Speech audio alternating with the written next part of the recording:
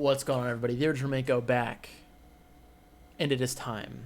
It has been months. We've been waiting months for some sort of balance update, some sort of update to add weapons to the game so we could have another weapon tier list day, and today we have one. I'm not doing all the weapons again. The next time new weapons are added, I'll do that, but now I'm just going to be moving around the weapons that were changed in this last update. There's the Thunderstorm, the Pupil, the Aura of Venom, the Scorching Rounds, the Star Devourer, and the Double Cal, kind of, but the Double Cal's not going to get changed. Spoiler alert. Either way, let's get ready to hop into it. Tier lists are always one of my favorite things to do, and we actually have double tier lists today. There's this tier list, and then there's also going to be another tier list of something random for tier list Thursday. So that being said, let's get into the changes, shall we? And I'll take a look, see if there's any other weapons that I've had a change of heart about. There definitely might be. I haven't really thought about it, but I'll look at what I have here and go from there. So first things first, let's start with the Thunderstorm, sitting right here in the average category. The changes, it's now fully automatic. The ball that summons, when it hits the enemy directly, has an increased range, or increased explosive range, tripled actually. The lightning ball moves faster, and the explosion range and damage caused by the lightning ball is now affected by the dogs out by his ascensions. So a lot of changes to the old Thunderstorm, and with all those changes, it's going to stay right in average. It's definitely a lot better, though. It's definitely towards the upper end of average. The fully automatic is really nice. It still does really, really good if you have any of the ball synergies. Probably one of the better weapons that can have a ball synergy is the Thunderstorm. The explosive changes. The fact that it's affected by the Ascensions now is really nice, but it doesn't do enough to push it into the really good category. It still deserves its spot in average. Next up, we're going to talk about the Star Devourer, which only had one change, and it increased reload speed from 2.66 seconds down to 1.6 seconds, and that is going to be enough to bump him into average. Very low tier on average, mind you. But the biggest issue I have with Star Devourer is the way it reloads, because it doesn't technically reload, it just like recharges, kind of. And it's always like the faster you can do that, the better. And since the base reload speed is now decreased, really nice change. Helps the Star Devourer out a lot, and it just nudges it from ew to average. So it's still very low on average for sure, but it does get the nod into the average category, and I think it deserves it. Next up, we'll just talk about the Double Cal, which is sitting right here in average. It's going to stay in average. The change was it decreased the spiral radius from 0.35 to 0.2, which means it's less random what you hit. It's going to be a lot tighter of a spread. So your shots are going to be a little more accurate, which is nice, but it definitely doesn't put it in the really good category by any means, in my opinion. So it's going to stay right there. And yeah. I don't think there's anything else. It's middle of the road average. It's one of the better snipers. That's not a bow, mind you. But yeah, I'm going to keep it right there, and I think I'm okay with that. Next up, we are going to talk about the Aura of Venom, sitting right here. The changes made were the Aura of Venom is now, the projectile width is increased, so you're going to hit things more often. The base damage is up 20 from 95 to 115. You're going to do more damage. And increase magazine capacity from 6 to 8, which you might not think is a big change, but because the right click goes through all of the ammo in the mag, it's actually a really massive change. So the Aura Venom definitely moves up into average. Probably goes straight into the middle tier of average.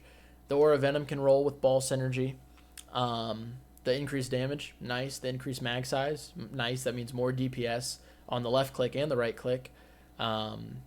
Plus the increased damage gives it even more DPS, so the DPS goes way up. And because of the width of the projectiles increased and you're going to be hitting things more often, just a really, really nice change to the weapon. And we have a lot of things in average right here, but that'll change soon enough, so it's okay. But yeah, it works really well. It's really nice. Once again, not a weapon I'm going to be taking all the time, but it's better than it was by a significant margin, in my opinion. The next one that got a change that we're going to talk about is the Scorching Rounds. So the Scorching Rounds, the explosion range and damage is now able to be affected by the ascensions of the dog that's massive, because this whole weapons thing is explosive. It shoots explosive balls. The base mag capacity was increased from 4 to 6. Projectile speed was increased from 50 to 80, which is a big change. It's damn near hit scan. And then it increased the crit multiplier from 3 to 3.5, which is a pretty solid change for the weapon overall. And after playing with it, that's going to go in the really good category. If you're playing on the dog especially, it probably might be up in the essentially broken, because if you get a good explosive build, this thing hits like an absolute bus. With the mag capacity increase, the projectile speed increase, the crit multiplier increase, like the DPS on this thing just goes through the roof, especially if you're playing on the dog. It's definitely on the lower end of really good, but I think it deserves to be out of average with this new change. The reload speed is just by default super quick. So I think the Scorching Rounds deserves the really good category after the most recent changes, for sure. And then next up, the talk of the town, and probably one of the most wild things I've seen, is the Pupil. The Pupil is the star of this update.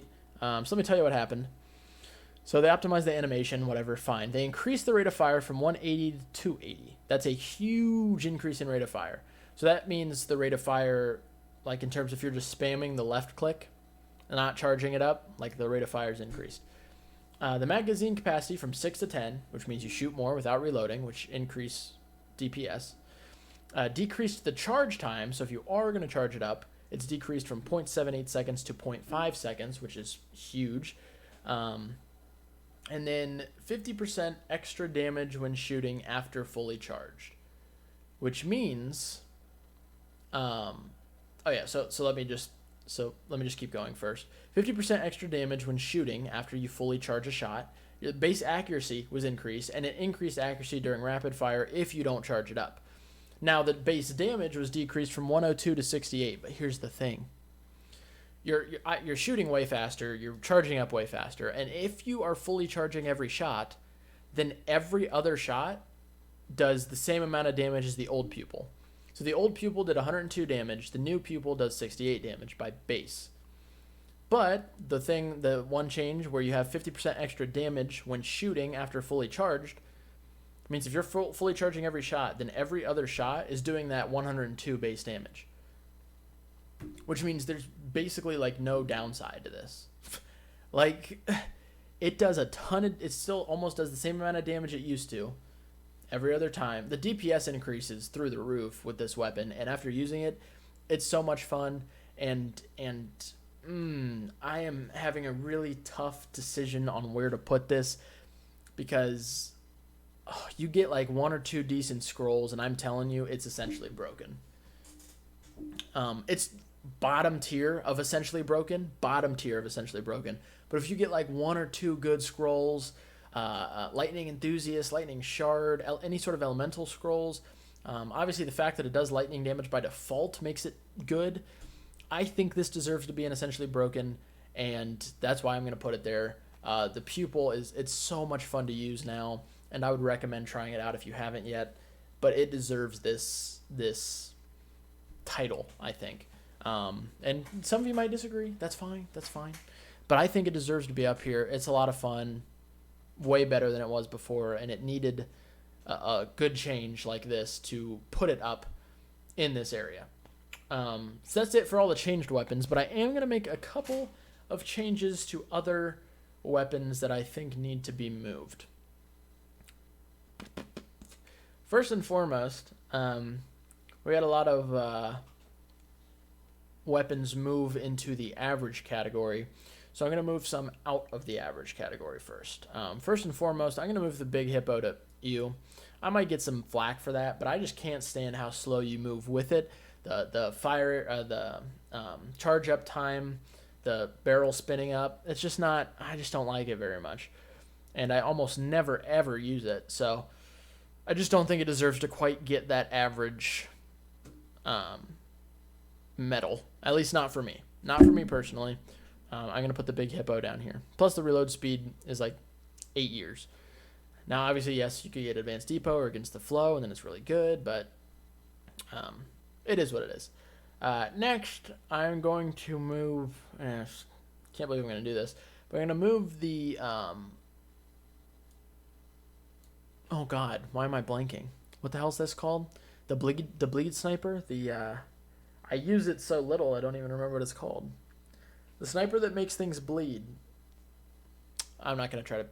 Whatever it's called, I'm going to move it into the EU out of the makes me dead inside. Because it's especially on the newer hero, it's good. Okay, it has some uses. I still can't stand the rate of fire. But I'll be fair. Okay, I'll be fair to it. Next, I'm gonna move the Dragon Chaser out of EU, or out of Makes Me Dead Inside into EU. The Dragon Chaser, it's still not good. I don't like it very much at all. But there's a couple of inscriptions you can get on the Dragon Chaser. Not to mention if you get something like Hawkeye Sight or like Against the Flow is really, really good. Advanced Depot is really good. Against the Flow is definitely better. But stuff like that, and then if you're able to focus on landing the right click on their head to mark the crit spot, it does a lot of damage, and I think it deserves to be out of the category with these two weapons. These two are staying here, and honestly, I'm going to... hold on, let me add row below. We're going to make this like that. Oh, wait, no. Exit. No. Hold on. Keep this at red. And now let's do the settings for this row. And let's say, why do I exist? And we're going to make that like black. And we're going to put the Frenzied Shark in that category because it doesn't deserve to be with the Go Shock. The Frenzied Shark is horrid. And I hate everything about it. And I wish it would just be eliminated from my mind, eliminated from the game and then erased from my memory, so I had no recollection that this ever even existed. So this is going bottom of the barrel. Get out of here. See you later. The Go Shock still makes me dead inside, so that's going to stay. I think I'm going to move the Justice into average. I don't think it deserves really good. It's not good. It's good early game, really, really good early game. But after that, it falls off so quick. Everything else I think is okay. I'm gonna move the Scalpel into essentially broken. I think just because of how high its crit multiplier is and how fast it shoots and how accurate it is, it's so good. So I'm gonna put that into essentially broken. Fish is staying. Illusion is still, I think, the best weapon in the game. Demon Lore is staying. Pupil, Scalpel. I'm still good with the rest of these. Woodpecker is probably the closest to being moved to average. It's bottom of the barrel. Okay. I am going to move one more. Let me just double check to make sure this is the last thing I'm going to move. Yeah, last thing I'm going to move today. I'm going to put the Sting into EU. I don't use the Sting very often. I don't like the Sting. I know there's a lot of potential for it. I personally just do not like it. I don't like this weapon. I won't use this weapon very often, if ever. So the Sting goes into the EU category, and I think it deserves it. So that's it. That's it for the changes. Once again, the Pupil is the talk of the town. If you haven't had a chance to use it, please go use it. It's so good. It's silly. And but yeah, I'm excited we got to make another tier list. We should, with the summer update, whenever it comes out, we'll be making a whole new one with all the new weapons and everything in due time, hopefully soon. But yeah, thank you guys for watching. I appreciate it. If you're enjoying the Gunfire content, be sure to hit that like button, subscribe to the channel. There's going to be plenty more coming soon. You're not going to want to miss it. Also, check out the links in the description, my Twitch. we're having a lot of fun over there on Twitch. It's a fun community to be around, fun to people to talk to, and we've been playing a lot of Dead Cells on stream. And if you're in the stream, you can actually interact and change the game from the stream, which is really cool. A lot of fun. So check that out. But if not, wow, my mind is going off the rocker today. If not, then thank you for watching. I appreciate it. Have a wonderful rest of your day. I love each and every one of your faces, and I will catch you guys in the next video.